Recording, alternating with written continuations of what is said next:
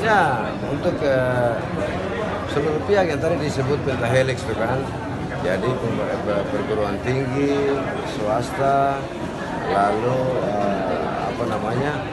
para pemuda kan, lalu termasuk dengan media, ada Tribunamun juga kan.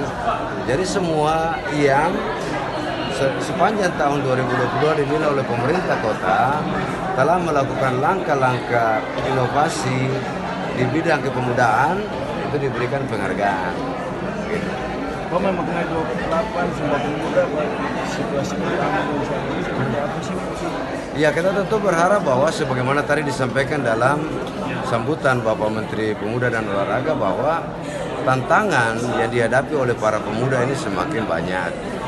Nah, karena itu membangun ketangguhan ketahanan pemuda hari ini tidak bisa dibangun secara sendiri-sendiri dan parsial, tetapi mesti melalui kerja-kerja kolaboratif, kerjasama antar seluruh elemen masyarakat untuk bersama-sama membangun semangat persatuan dan kesatuan, tetapi juga ketangguhan pemuda untuk menghadapi tantangan globalisasi di saat ini.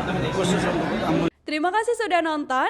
Jangan lupa like, subscribe, dan share ya.